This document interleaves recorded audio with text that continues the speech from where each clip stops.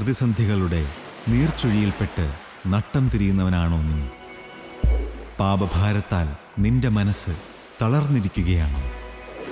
വരൂ, യേശുക്രിസ്തുവിൻ്റെ തിരുവചനത്തിലേക്ക്.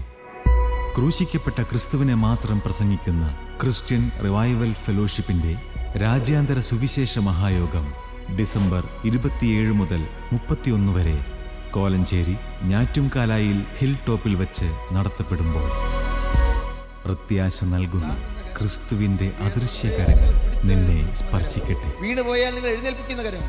വീണുപോയോ? പേടിക്കണ്ട, അടുത്ത് താങ്ങാൻ യേശുവുണ്ട്. ക്രിസ്ത്യൻ റിവൈവൽ ഫെലോഷിപ്പിലെ കർത്തൃ ശുശ്രൂഷകർ വിവിധ ശുശ്രൂഷകൾക്ക് നേതൃത്വം നൽകുന്നു. ഇപ്പോൾ ദൈവസന്നിധിയിൽ വിശ്രമിക്കുന്ന യശശരീരനായ പ്രൊഫസർ MY യോഹന്നാൻ സാർ ചെയ്ത അനശ്വരമായ വചന ശുശ്രൂഷകളും നിങ്ങൾക്ക് ശ്രവിക്കാം. സഭയുടെയും സമുദായത്തിൻ്റെയും അതിർവരമ്പുകൾക്കതീതമായി നിങ്ങളെ സ്നേഹിക്കുന്ന യേശുവിൻ്റെ വചനത്തിലേക്ക്, ഈ വചനവേദിയിലേക്ക് നിങ്ങളെ സ്നേഹത്തോടെ സ്വാഗതം ചെയ്യുന്നു.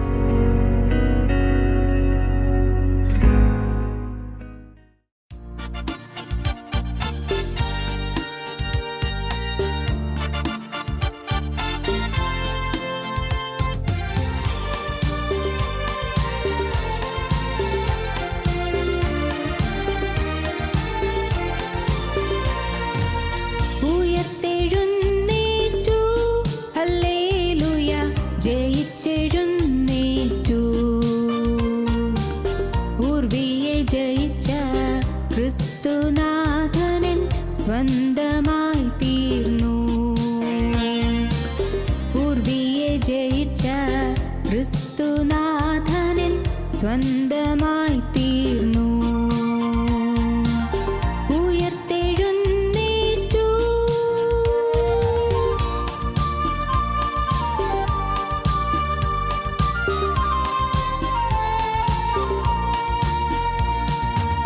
കല്ലറ തുറന്നിടവേ, രാജസേവകർ ഭയന്നിടവേ, വല്ലഭനീശു ഉയർത്തെഴുന്നേറ്റു.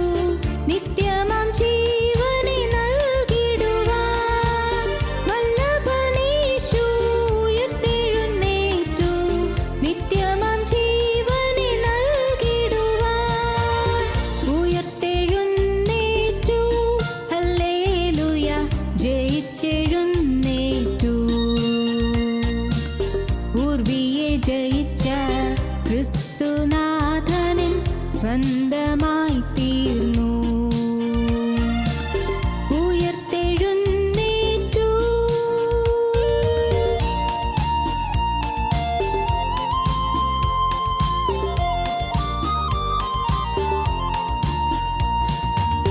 മരണമേ വിഷമെവിടെ? പാതാളമേ ജയമെവിടെ? മരണത്തെ ജയിച്ചവൻ ഉയർത്തെഴുന്നേറ്റു. പാതാള വൈരിയെ ജയിച്ചവനായി. മരണത്തെ ജയിച്ചവൻ ഉയർത്തെഴുന്നേറ്റു. പാതാള വൈരിയെ ജയിച്ചവനായി. ഉയർത്തെഴുന്നേറ്റു. ഹല്ലേലൂയ, ജയിച്ചെഴുന്നേറ്റു. പൂർവിയെ ജയിച്ച ക്രിസ്തുനാഥനൻ സ്വന്തമായി തീർന്നു. ഉയർത്തെഴുന്നേറ്റു.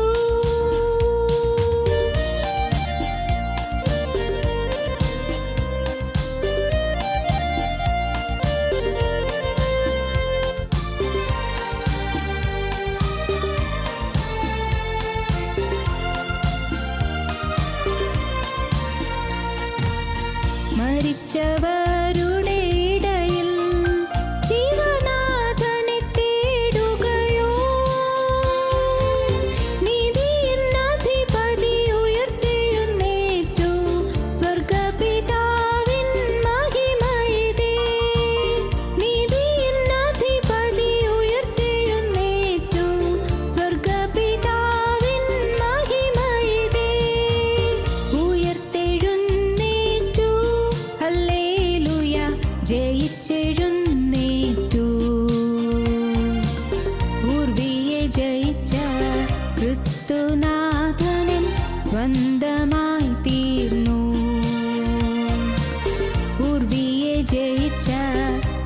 ക്രിസ്തുനാഥനിൻ സ്വന്തമായി തീർന്നു. ഉയർത്തെഴുന്നേറ്റു. ഞങ്ങളും ക്രൂശിക്കപ്പെട്ട ക്രിസ്തുവിനെ പ്രസംഗിക്കുന്നു.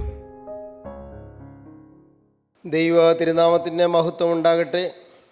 മത്തായിയുടെ സുവിശേഷം 16-ാം അധ്യായം 4-ാം വാക്യം. ദോഷവും വ്യഭിചാരവുമുള്ള തലമുറ അടയാളം തിരയുന്നു. യോനയുടെ അടയാളമല്ലാതെ അതിന് അടയാളം ലഭിക്കുകയില്ല. ദോഷവും വ്യഭിചാരവുമുള്ള തലമുറ അടയാളം തിരയുന്നു. യോനയുടെ അടയാളമല്ലാതെ അതിന് അടയാളം ലഭിക്കുകയില്ല. യോനയുടെ അടയാളം, അതിനെക്കുറിച്ച് ഇതിന് മുൻപൊരവസരത്തിൽ ഒന്ന് സൂചിപ്പിച്ചു പോയത് നിങ്ങൾ പക്ഷേ ഓർക്കുമായിരിക്കും. യോനയുടെ അടയാളം. യോനാ പ്രവാചകൻ മത്സ്യത്തിൻ്റെ വയറ്റിൽ 3 രാവും 3 പകലും കിടന്നു. 3 ദിവസം മത്സ്യത്തിൻ്റെ വയറ്റിൽ കിടന്നു. യോനായെ വഹിച്ചുകൊണ്ട് ഈ മത്സ്യം ഓട്ടം തുടങ്ങി. മഹാമത്സ്യം, വേദപുസ്തകം പറയുന്ന വാക്ക് മഹാമത്സ്യം എന്നാണ്. തിമിംഗലമായിരിക്കാം, കടലാനിയായിരിക്കാം, എന്താണ് നമുക്ക് അറിഞ്ഞുകൂടാ. ഒരു മഹാമത്സ്യം. ഏതായാലും കഴിഞ്ഞ ദിവസം പറഞ്ഞതുപോലെ ചില പ്രത്യേക സവിശേഷതകളുള്ളൊരു മത്സ്യമാണത്. അതിൻ്റെ ആമാശയത്തിൽ ഓക്സിജൻ ബ്ലാഡറുണ്ട്, പ്രാണവായു സംഭരിച്ചിരിക്കുന്ന അറയുണ്ട്. അതുകൊണ്ട് അതിനകത്ത് ആ ആമാശയത്തിൽ ഏതെങ്കിലും ജീവി എന്നാൽ ശ്വാസോച്ഛ്വാസം ചെയ്യാം, പ്രാണവായു കിട്ടും, ചത്തുപോവില്ല. ഈ മഹാമത്സ്യത്തെ തന്നെ ജീവനുള്ള ദൈവം പ്രവാചകനെ ഏറ്റുവാങ്ങാനാക്കി. ജീവൻ പ്രദാനം ചെയ്യാൻ മതിയായ സാഹചര്യമുള്ളതും അതിനുള്ളതായ സാധ്യതയുള്ളതുമായ മഹാമത്സ്യത്തെ ദൈവം കരുതി. നാം തകർന്ന ഹൃദയത്തോടെ, നുറുങ്ങിയ മനസ്സോടെ, അനുതാപത്തോടെ, കുറ്റബോധത്തോടെ, മാനസാന്തരത്തോടെ പാപം ഏറ്റുപറഞ്ഞു കഴിഞ്ഞാൽ സ്വർഗത്തിലെ ദൈവം നമ്മെ ഏറ്റുവാങ്ങാൻ പരിശുദ്ധാത്മാവിനെ നിയമിക്കും. പരിശുദ്ധാത്മാവ് വന്ന് നിന്നു കഴിഞ്ഞു.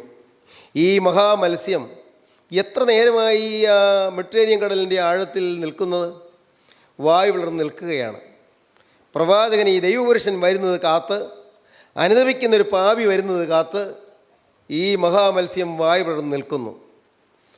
പ്രവാചകൻ നേരെ ചെന്ന് ഈ മത്സ്യത്തിൻ്റെ വായിലേക്കാണ് വീഴുന്നത്. പ്രിയപ്പെട്ടവരെ, ഞാൻ കഴിഞ്ഞ ദിവസം പറഞ്ഞല്ലോ, ഒന്നും യാദൃച്ഛികമല്ല.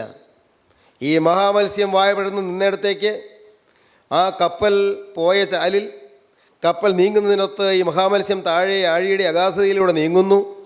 പ്രവാചകനെ എടുത്ത് എഴിയുന്ന ആ സ്ഥാനത്ത് തന്നെ മഹാമത്സ്യം വായ പിളർന്ന് നിൽക്കുന്നു. ഒന്നും യാദൃച്ഛികമല്ല. അനുദപിക്കുന്നൊരു ദൈവ പൈതലിന് വേണ്ടി സ്വർഗം എല്ലാം ക്രമീകരിച്ച് തരും. നിങ്ങൾ വിശ്വസിച്ചുകൊള്ളൂ. നിങ്ങൾ ഇന്ന് ഈ വാക്കുകളെ കേട്ടുകൊണ്ടിരിക്കുമ്പോൾ യഥാർത്ഥമായൊരു പശ്ചാത്താപത്തിലേക്ക്, യഥാർത്ഥമായൊരു മനന്തിരിവിലേക്ക് നിങ്ങൾ വരുമെങ്കിൽ പരിശുദ്ധാത്മാവ് നിങ്ങളെ ഏറ്റുവാങ്ങും. പരിശുദ്ധാത്മാവ് നിങ്ങളെ സ്വീകരിക്കും. പരിശുദ്ധാത്മാവ് നിങ്ങളെ വിഴുങ്ങും. എന്നാൽ പരിശുദ്ധാത്മാവിന് ദുഃഖം നേരിടത്തക്കവണ്ണമുള്ളതായ ഒരു കൊള്ളരുതാത്ത ജീവിതമാണ് യോനാ പ്രവാചകൻ്റേത്. അതുകൊണ്ടാണ് ഈ മത്സ്യം യോനാ പ്രവാചകനെ വഹിച്ചുകൊണ്ട് അങ്ങ് ഓട്ടം തുടങ്ങിയത്. മെഡിറ്ററേനിയൻ കടലിൽ കൂടി നേരെ പടിഞ്ഞാറോട്ട് ഓടി അങ്ങ് പടിഞ്ഞാറേ അറ്റത്ത് യൂറോപ്പിനെയും ആഫ്രിക്കയെയും വേർതിരിക്കുന്നതായ മെഡിറ്ററേനിയൻ സമുദ്രത്തിൻ്റെ പടിഞ്ഞാറേ അറ്റത്ത് ജിബ്രാൾട്ടർ കടലെടുക്ക കടന്നു. അറ്റ്ലാന്റിക് മഹാസമുദ്രത്തിലേക്ക് പ്രവേശിച്ചു. അറ്റ്ലാന്റിക് മഹാസമുദ്രത്തിൽ കൂടെ നേരെ തെക്കോട്ട് ആഫ്രിക്കയുടെ പടിഞ്ഞാറേ തീരം പറ്റി ഓടി ഈ മത്സ്യം കുതിച്ച് പായുകയാണ്. അങ്ങ് ഗുഡ് ഹോപ്പ് മുനമ്പ് ചുറ്റി ഇന്ത്യൻ മഹാസമുദ്രത്തിൽ പ്രവേശിച്ചു. ഇന്ത്യൻ മഹാസമുദ്രത്തിൽ കൂടി നേരെ വടക്കോട്ട് ഓടി ആഫ്രിക്കയുടെ കിഴക്കേ തീരം പറ്റി വടക്കോട്ട് ഓടി ചെന്നു. ചെങ്കടൽ കടന്നു. അങ്ങ് നിനവേ തീരത്ത് ഈ മത്സ്യം എത്തി. 3 പകലും 3 രാവും കൊണ്ട് 5000-ലേറെ മൈൽ സഞ്ചരിച്ച് ഈ മത്സ്യം ഇത്രയും ദൂരം സഞ്ചരിച്ച് നിനവേയുടെ തീരത്ത് യോനാ പ്രവാചകനെ ഛർദ്ദിച്ചു. സഹോദരങ്ങളെ, എന്തൊരു ബദ്ധപ്പാടാണ് ഈ മത്സ്യം ചെയ്തത്. ഈ മത്സ്യത്തിന് ഇത്രയും വെപ്രാളം വരാൻ കാരണം എന്താണ്? ഞാൻ ഇങ്ങനെ അത് ചിന്തിക്കട്ടെ, എൻ്റെ എളിയ ബുദ്ധിയിൽ അങ്ങനെ ചിന്തിക്കട്ടെ. എൻ്റെ കർത്താവേ, നാളുകളായി എന്നെ വഹിച്ചുകൊണ്ട് പരിശുദ്ധാത്മാവ് ഈ വേദനയും പേറി ഓടിയിട്ട് നാളുകളായി എൻ്റെ പല സ്വഭാവങ്ങളും സഹിച്ചുകൊണ്ട്, എൻ്റെ കടുപ്പമുള്ള സ്വഭാവം സഹിച്ചുകൊണ്ട്, എൻ്റെ റഫ്നെസ് സഹിച്ചുകൊണ്ട്, എൻ്റെ പരുക്കൻ പ്രകൃതി സഹിച്ചുകൊണ്ട്, എൻ്റെ കർത്താവേ, ഈ മഹാമത്സ്യം ദൈവത്തിൻ്റെ പരിശുദ്ധാത്മാവ് നാളുകളായി ഓടുകയായിരുന്നല്ലോ. എത്തേണ്ടടുത്ത് എത്തിക്കാനുള്ള യത്നമായിരുന്നല്ലോ. എന്നെ എത്തേണ്ടടുത്ത് എത്തിക്കാൻ, എന്നെക്കുറിച്ച് ദൈവം കണ്ടിരുന്നതായ ശുശ്രൂഷ തയ്ക്കാൻ, എന്നെക്കുറിച്ച് ദൈവം കണ്ടിരുന്നതായ ദൈവത്തിൻ്റെ പദ്ധതി പൂർത്തീകരിക്കാൻ സ്വർഗത്തിലെ ദൈവം അധ്വാനിച്ച് ഓടുകയായിരുന്നല്ലോ. ദൈവത്തിന് സ്തോത്രം. സ്നേഹിതരെ, നിങ്ങൾ ഓരോരുത്തർ ഇരിക്കുന്നിടത്ത് ഇരുന്നു കൊണ്ട് നിങ്ങൾ ചിന്തിക്കൂ, ഈ വാക്കുകളെ ഈ ജീവനുള്ള ദൈവം കേൾക്കുന്നുണ്ടല്ലോ. എൻ്റെ കർത്താവെ, ഈ വാക്കുകളെ എൻ്റെ അരികത്ത് നിന്നുകൊണ്ട് കർത്താവ് കേട്ടുകൊണ്ട് നിൽക്കുകയാണല്ലോ. ഞാനും ചിന്തിക്കുകയാണ്, ഞാൻ ഈ പറഞ്ഞ വാക്കുകളും എൻ്റെ ദൈവം കേൾക്കുന്നു. ദൈവത്തിന് സ്തോത്രം. ഞാൻ ഭയത്തോടെ നിങ്ങളോട് പറയട്ടെ, ഈ ദൈവം നിങ്ങളെ വഹിച്ചുകൊണ്ട് നടന്നു. ഇത്രയും കാലം നിങ്ങളെ ചുമന്നുകൊണ്ട് നടന്നു. അവൻ സഹിച്ചുകൊണ്ട് നടന്നു. നിങ്ങളുടെ കോപപ്രകൃതി അവൻ സഹിച്ചു. നിങ്ങളുടെ വാശിയും പിണക്കവും അവൻ സഹിച്ചു. നിങ്ങളുടെ വഴക്കും പിണക്കവും അവൻ സഹിച്ചു. നിങ്ങളുടെ കൊള്ളരുതാത്ത സ്വഭാവങ്ങൾ അവൻ സഹിച്ചു. എല്ലാം കണ്ടു, എല്ലാം സഹിച്ചു. അവനൊരിക്കലും നിങ്ങളെ താഴെയിട്ടില്ല. അവൻ നിങ്ങളെ ഈ സമുദ്രത്തിൽ ഛർദ്ദിച്ച് കളഞ്ഞില്ല. എത്തേണ്ടടുത്ത് എത്തിക്കാൻ വേദന സഹിച്ചുകൊണ്ട് അവൻ ചുമന്ന് നടന്നു. എൻ്റെ സഹോദരങ്ങളെ, നിങ്ങളൊരു സെക്കൻഡ് നേരം നിങ്ങളുടെ ജീവിതത്തിലേക്ക് നോക്കിയിട്ട് അടുക്കൽ നിൽക്കുന്ന കർത്താവായ യേശു ക്രിസ്തുവിനോട് പറയണം, കർത്താവേ, ഇത്രയും വർഷം നീ എന്നെ ചുമന്നുകൊണ്ട് നടന്നല്ലോ, എന്നെ നീ വഹിച്ചുകൊണ്ട് നടന്നല്ലോ. എൻ്റെ ജീവിതത്തിൽ അനുസരണക്കേടുകൾ വന്നു. എൻ്റെ ജീവിതത്തിൽ പൊറുക്കാൻ വയ്യാത്ത തെറ്റുകൾ സംഭവിച്ചു. എൻ്റെ ജീവിതത്തിൽ അനേകം തെറ്റുകളും കുറ്റങ്ങളും സംഭവിച്ചു പോയി. കർത്താവേ, ഞാൻ എണ്ണിയാൽ തീരില്ല കർത്താവേ, എണ്ണിയാൽ തീരാത്ത പാപങ്ങൾ. എൻ്റെ കർത്താവേ, ഞാൻ എണ്ണിയാലും തീരാത്ത പാപങ്ങൾ. ഇന്നെല്ലാം ഒന്നും ഓർക്കാൻ പറ്റുന്നില്ല. ഓർമ്മയുള്ളതെല്ലാം ഞാൻ ഏറ്റുപറയുന്നുണ്ട്. എങ്കിലും എൻ്റെ പാവങ്ങൾ മാറുന്നില്ല. എൻ്റെ രക്തത്തിൽ ഇന്നും പാവപ്രകൃതിയുണ്ട്. എൻ്റെ സ്വഭാവത്തിൽ ഇന്നും മാലിന്യമുണ്ട്. എൻ്റെ സ്വഭാവത്തിലെ ദുശാഠ്യങ്ങൾ, ആർക്കും കീഴടങ്ങാൻ മനസ്സില്ലാത്ത പ്രകൃതങ്ങൾ, എപ്പോഴും വചനത്തോട് മറുതലിക്കുന്ന സ്വഭാവങ്ങൾ, പരിശുദ്ധാത്മാവോട് മത്സരിക്കുന്ന സ്വഭാവങ്ങൾ. എൻ്റെ കർത്താവേ, എൻ്റെ ജീവിതത്തിൽ ഇന്നും പലതും കർത്താവേ, ഓരോന്ന് ഞാൻ ഓർക്കുമ്പോൾ ഞാനിപ്പോൾ ലജ്ജിച്ച് തല താഴ്ത്തുന്നു. ഞാൻ വേദനയോടെ തല കുമ്പിടുന്നു. കർത്താവേ, ഞാൻ എൻ്റെ 2 കൈ കൊണ്ട് മുഖം പൊത്തുന്നു. ദൈവത്തിന് സ്തോത്രം. ദൈവത്തിൻ്റെ വലിയ നാമം മഹത്വപ്പെടട്ടെ. പണ്ട് ഇയ്യോബ് ദൈവത്തോട് പറഞ്ഞു, കർത്താവേ, ഞാനിപ്പോൾ ഞാൻ അരിഷ്ടതയോടെ കർത്താവേ, എന്നെ തന്നെ ഞാൻ വെറുക്കുന്നു. ഞാൻ പൊടിയിലും ചാരത്തിലും കൂടെ അനുദപിക്കുന്നു. ഞാൻ ഇനി മിണ്ടുകയില്ല കർത്താവേ. ഞാൻ നിന്നോട് സംസാരിച്ചു, നിന്നോട് വാദിച്ചു, ഞാൻ നിന്നോട് തർക്കിച്ചു. ഇനി ഞാൻ മിണ്ടുകയില്ല. എനിക്ക് എന്താണ് ഇങ്ങനെയൊക്കെ വന്നതെന്നൊക്കെ ചോദ്യം ചെയ്തു. ഇനി ഞാൻ മിണ്ടുകയില്ല കർത്താവേ. എൻ്റെ ദൈവമേ, ഇനി എനിക്കൊന്നും പറയാനില്ല കർത്താവേ. ഞാൻ ഇത്രയും കാലം നിന്നോട് മത്സരിച്ച് വാദിച്ചു കൊണ്ടിരുന്നു. ഞാൻ ന്യായീകരണത്തിൽ മുഴുകിയിരുന്നു. എനിക്ക് കുറ്റബോധമില്ലാതെ ഞാൻ തർക്കിച്ചും വാദിച്ചും കൊണ്ടിരുന്നു. ദൈവമേ, എനിക്ക് ന്യായീകരണങ്ങളാണ് വന്നുകൊണ്ടിരുന്നത്. എന്നാൽ ഇപ്പോൾ ഞാൻ എന്നെ തന്നെ വെറുത്ത് പൊടിയിലും ചാരത്തിലും കിടന്ന് അനുദപിക്കുന്നു. ഇപ്പോൾ ഞാൻ സ്വന്തം കണ്ണാലെ കാണുന്നു. കുറ്റബോധം കിട്ടിയപ്പോഴാണ് സ്വന്തം കണ്ണാൽ നിന്നെ ഞാൻ കാണുന്നത്. ഇതുവരെയും നിന്നെക്കുറിച്ച് കേട്ടുകേൾവി മാത്രമേ എനിക്കുണ്ടായിരുന്നുള്ളൂ. നിന്നെക്കുറിച്ച് ഒരു കേട്ടുകേൾവി മാത്രമേ എനിക്കുണ്ടായിരുന്നുള്ളൂ. ഇപ്പോൾ ഞാൻ സ്വന്തം കണ്ണാലെ നിന്നെ കാണുന്നു. ഇയ്യോബിൻ്റെ പുസ്തകം ഒടുവിലത്തെ അധ്യായം 42-ാം അധ്യായം എടുക്കൂ. ആദ്യ ഭാഗം ഒന്ന് വായിക്കൂ. ഇയ്യോബ് ദൈവത്തോട് വാദിച്ച മനുഷ്യനാണ്. ദൈവത്തോട് തർക്കിച്ച മനുഷ്യനാണ്. ദൈവത്തോട് വാഗ്വാദം ചെയ്ത മനുഷ്യനാണ്. എനിക്ക് എന്തുകൊണ്ടിങ്ങനെ വന്നു? ഞാൻ നീതിമാനല്ലേ? എൻ്റെ കണ്ണുമായി നിയമം ചെയ്തവനല്ലേ? അന്യസ്ത്രീയെ നോക്കാതെ ജീവിച്ചവനല്ലേ? ദരിദ്രന്മാർക്ക് ഞാൻ അപ്പനായിരുന്നില്ലേ? ഞാൻ നന്മ മാത്രം ചെയ്തുകൊണ്ട് ജീവിച്ചവനല്ലേ? എനിക്കെന്തുകൊണ്ട് ഈ അപകടങ്ങൾ വന്നു? എനിക്കെന്തുകൊണ്ട് ഈ അനർത്ഥം വന്നു? എനിക്കെന്തുകൊണ്ട് ഈ വലിയ വിഷമതകൾ വന്നു? എനിക്കെന്തുകൊണ്ട് ഈ ആപത്തുകൾ വന്നു? എൻ്റെ കുടുംബത്തിന് എന്തുകൊണ്ടാണ് ഈ പ്രശ്നങ്ങൾ വന്നത്? ദൈവമേ, നീ എന്തുകൊണ്ടാണ് ഈ കൊടുങ്കാറ്റ് അനുവദിച്ചത്? ഇയ്യോബ് ദൈവത്തെ ചോദ്യം ചെയ്തു. ദൈവത്തോട് മത്സരിച്ച് ഇയ്യോബ് ചിന്തിച്ചു, എൻ്റെ ജീവിതത്തിൽ എന്തുകൊണ്ട് ഇങ്ങനെയെല്ലാം സംഭവിച്ചു എന്ന് ഇയ്യോബ് ദൈവത്തെ ചോദ്യം ചെയ്തു. എന്നാൽ ദൈവം ഇയ്യോബിനോട് കൊടുങ്കാറ്റിൽ കൂടി സംസാരിച്ചു, ചുഴലിക്കാറ്റിൽ കൂടി സംസാരിച്ചു.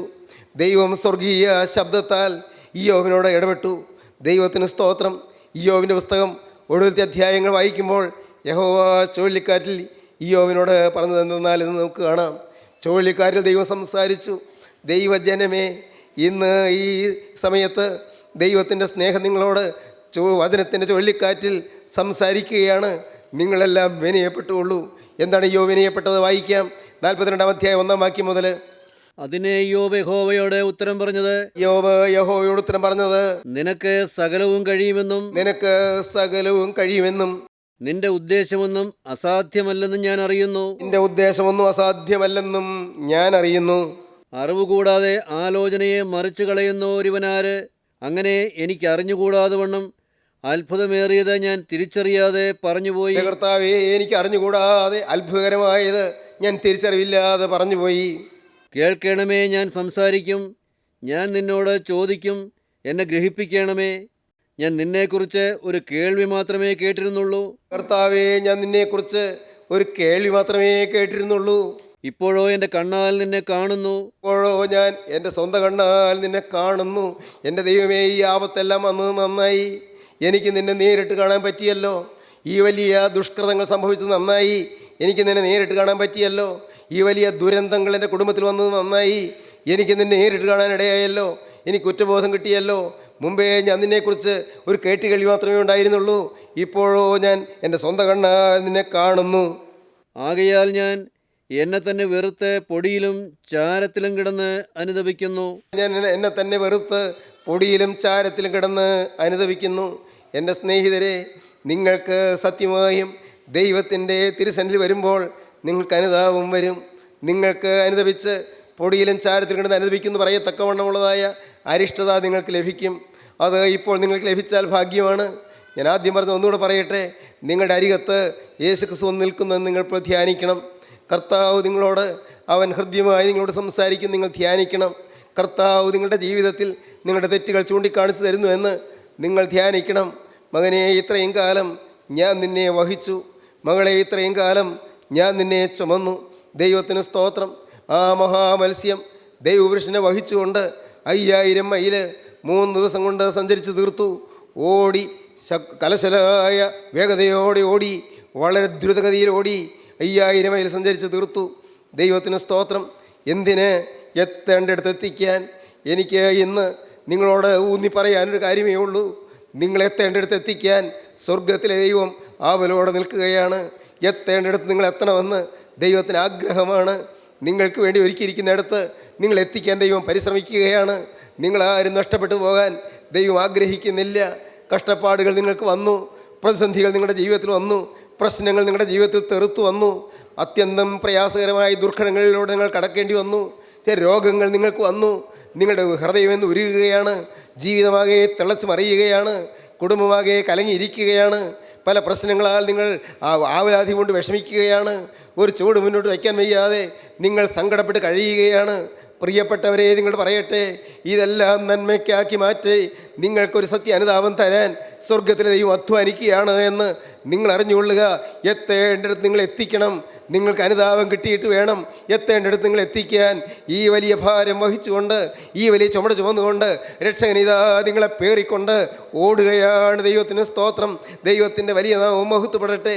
പ്രിയപ്പെട്ടവരെ, ഇങ്ങനെ ജീവനുള്ള ദൈവം നിങ്ങളെ വഹിച്ചുകൊണ്ട് പോകുന്ന ഈ യാത്രയിൽ നിങ്ങളെയും ചുമന്നുകൊണ്ട് പോകുന്നു നിങ്ങൾക്കറിഞ്ഞാൽ നിങ്ങളൊരു കാര്യം ചെയ്യും. ദൈവത്തിന് സ്തോത്രം. നിങ്ങൾ എന്ത് ചെയ്യുമെന്നറിയാമോ? ഞാൻ ആ ചിത്രം കാണുകയാണ്, ആ മനോഹരമായ കാര്യം ഞാൻ ഭാവനയിൽ കാണുകയാണ്. നിങ്ങളെയാണ് വഹിക്കുന്നത് നിങ്ങൾ അറിയുമ്പോൾ, നിങ്ങൾക്ക് വേണ്ടിയാണ് അവനെ കുരിശ് ചുമക്കുന്നത് അറിയുമ്പോൾ, ഒന്നും കൃത്യമായി അറിഞ്ഞിട്ടല്ലെങ്കിൽ പോലും കുറേനക്കാരനായി ശീമോൻ ആ കുരിശിൻ്റെ അറ്റം താങ്ങിയതുപോലെ നിങ്ങളും ചേർന്ന് നടന്ന് ആ കുരിശിൻ്റെ അറ്റം താങ്ങാൻ നിങ്ങൾ തയ്യാറാകും. ദൈവത്തിന് സ്തോത്രം. ഈ കാലയളവിൽ ഈ ചലഞ്ച് നിങ്ങളുടെ മുന്നിൽ വയ്ക്കുകയാണ്. യേശുവിൻ്റെ കുരിശിൻ്റെ അറ്റം താങ്ങാൻ നിങ്ങൾ ആരെഴുന്നേറ്റ് വരും? ദൈവത്തിന് സ്തോത്രം. കുരിശും പേറിയത രക്ഷകൻ നടന്നു കയറുന്നു, ഗോകുൽത്താ കുന്ന് കയറുന്നു. കാൽവരി മലയുടെ മുകളിലേക്ക് യേശുനാഥൻ കുരിശും പേറി പോകുന്നു. ഭാരമേറിയ കുരിശ്, ചുമലിരിക്കുന്ന കുരിശ്, ആ ഭാരമേറിയ കുരിശ് ഒന്നുകൊണ്ട് പോകുമ്പോൾ യേശുവിൻ്റെ ചുമല് താണുപോകുന്നു, കാല ഇടറിപ്പോകുന്നു, ശരീരം വേച്ചു പോകുന്നു. യേശുവിന് താങ്ങാൻ വയ്യാത്ത അത്ര ഘനമേറിയ കുരിശാണ്. ആ കുരിശ് ചുമലിൽ വെച്ചുകൊണ്ട് യേശു വീഴുന്നു, മുട്ടുകുത്തി വീഴുന്നു. മുട്ടുമേൽ നിന്ന് കുരിശോടുകൂടി പൊങ്ങാൻ നോക്കുന്നു, പൊങ്ങുന്നില്ല. അപ്പോൾ ചാട്ടവാർ പുറത്ത് ആഞ്ഞു വീഴുന്നു. പടയാളികൾ യേശുവിനെ ആഞ്ഞടിക്കുന്നു. പ്രഹരം കൊണ്ട് ശരീരം വിണ്ട് കീറുന്നു, ചോര ചീറി തെറിക്കുന്നു. യേശുവിനെയും കുരിശെടുത്തുകൊണ്ട് പൊങ്ങാൻ നോക്കുന്നു. ഒരു വിധത്തിൽ പൊങ്ങിക്കൊണ്ട് പിന്നെയും നടക്കുന്നു. വേച്ച് വേച്ച് കുന്നു കയറുന്നു. ദൈവത്തിന് സ്തോത്രം. ഇന്നും ഈ തലമുറയിലും ഇന്ന് നിങ്ങളിത് കേട്ടുകൊണ്ടിരിക്കുമ്പോഴും കുരിശും പേറി പോകുന്ന യേശുവിനെ നിങ്ങൾ കാണുകയാണ്. അവൻ നിങ്ങളുടെ മുന്നേ നടക്കുകയാണ്. കുറേക്കാരനായ ശീമോനെ പോലെ പ്രിയപ്പെട്ടവരെ, നിങ്ങൾക്കൊന്ന് ചേർന്ന് നിൽക്കാമോ? ചേർന്ന് നിങ്ങൾക്കൊന്ന് നിൽക്കാമോ? സ്നേഹത്തോടെ ചേർന്ന് നിൽക്കാമോ? എന്തിന് എന്നറിയാതെ കുറേക്കാരനായ ശീമോൻ ചേർന്ന് നിന്നു. എന്നാൽ നിങ്ങൾക്കറിയാം എന്തിനെന്ന് നിങ്ങൾക്കറിയാം. അവൻ കുരിശു വെക്കുന്ന എന്തിനെന്ന് നിങ്ങൾക്കറിയാം.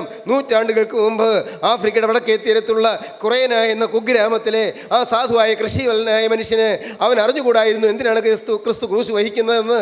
എന്നാൽ നിങ്ങൾക്കറിയാം പ്രിയപ്പെട്ടവരെ, നിങ്ങളുടെ പാപമാണ് പേറിയിരിക്കുന്നത് എന്ന്, നിങ്ങളുടെ ചുമടാണ് ചുമന്നിരിക്കുന്നത് എന്ന്, നിങ്ങളുടെ ഹീനതയാണ് അവൻ ചുമക്കുന്നത് എന്ന്, നിങ്ങളുടെ മ്ലേച്ഛതയാണ് അവൻ ചുമക്കുന്നത് എന്ന് നിങ്ങൾക്കിപ്പോൾ അറിയാം പ്രിയപ്പെട്ടവരെ. നിങ്ങൾ എന്ത് ചെയ്യും ഇപ്പോൾ? നിങ്ങൾക്ക് ചേർന്ന് നടക്കാൻ പറ്റുമോ? ആ കുരിശിനോട് ചേർന്ന് നടക്കാൻ പറ്റുമോ? പ്രിയപ്പെട്ടവരെ, നിങ്ങൾ ആ കുരിശിൻ്റെ അറ്റം ചുമക്കാൻ പറ്റുമോ? ഒന്ന് താങ്ങാൻ പറ്റുമോ? നാഥാ, ഞാനുണ്ട് ഇവിടെ. ഇതാ ഒരു പാവിയായ മനുഷ്യനുണ്ട് ഇവിടെ. ഇതാ ഒരു കുറ്റബോധമുള്ള മനുഷ്യനുണ്ട് ഇവിടെ. ഇതാ യേശുവേ, ഞാൻ കുറ്റബോധം കൊണ്ട് തകർന്ന മനസ്സോടെ ഒരാളിവിടെ ഉണ്ട്. കുരിശ് താങ്ങാൻ ഞാൻ വന്നുകൊള്ളട്ടെ.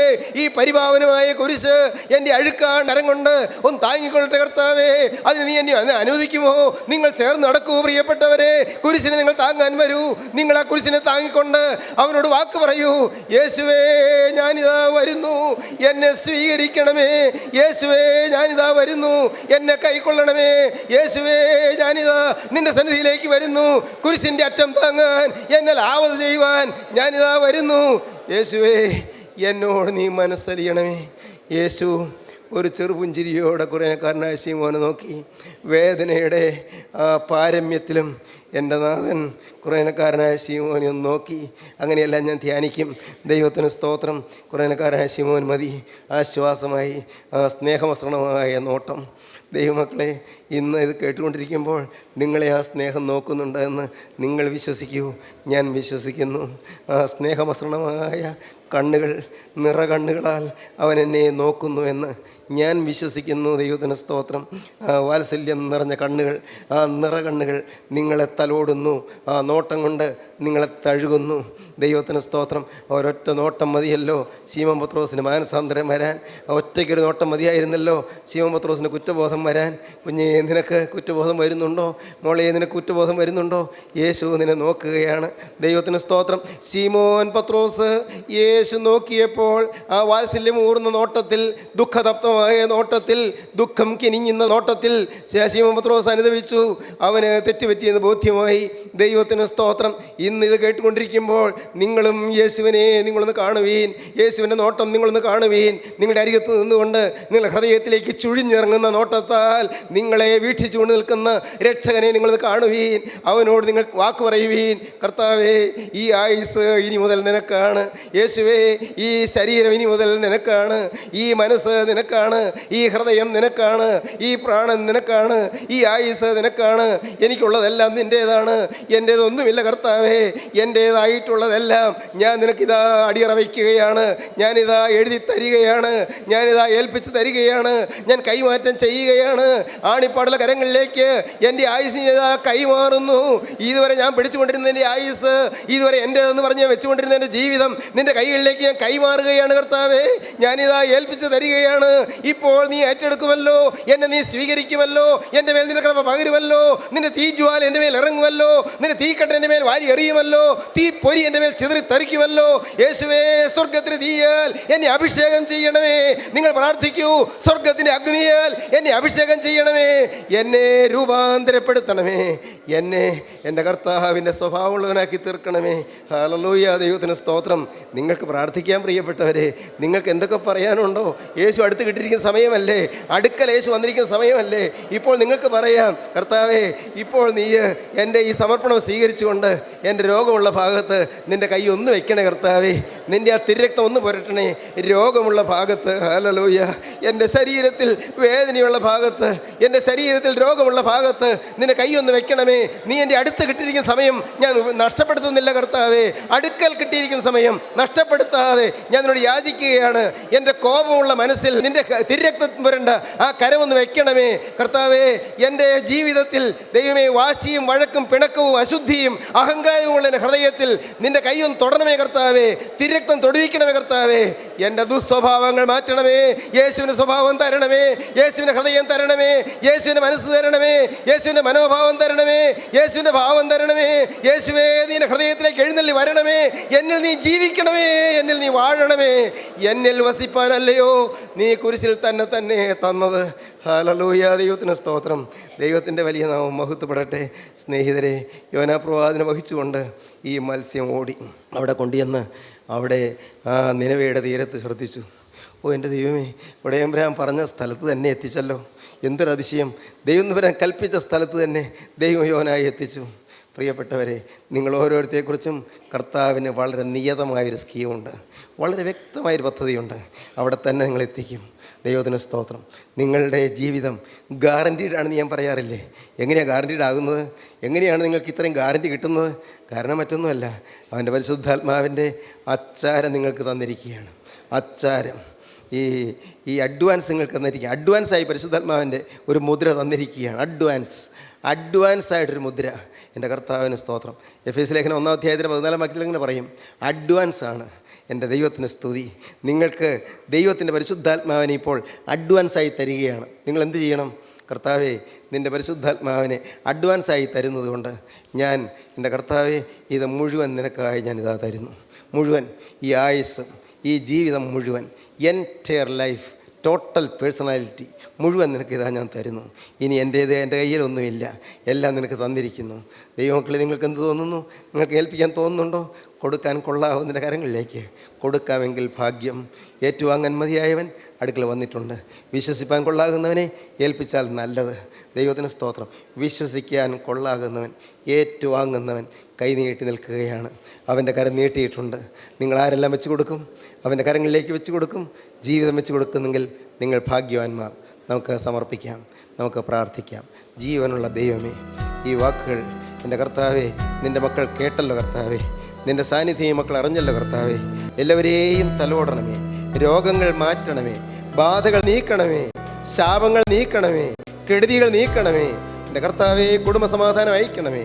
ഇന്ന് ഉരുകിയിരിക്കുന്ന കുടുംബങ്ങളിൽ, നീറിപ്പടർന്നിരിക്കുന്ന ഹൃദയങ്ങളിൽ ആശ്വാസം കർത്താവെ വർഷിക്കണമേ. എല്ലാവരെയും അനുഗ്രഹിക്കണമേ. നിത്യജീവന് വേണ്ടി ഒരുക്കണമേ. സ്വർഗരാജ്യത്തിന് വേണ്ടി ഒരുക്കണമേ. രണ്ടാമത്തെ വരവിന് വേണ്ടി എല്ലാവരെയും രൂപാന്തരപ്പെടുത്തണമേ. എല്ലാ നന്മകളാൽ നിറയ്ക്കണമേ. യേശുക്രിസ്തുവിൻ്റെ സ്നേഹം നിറഞ്ഞ നാമത്തിൽ തന്നെ. ആമീൻ.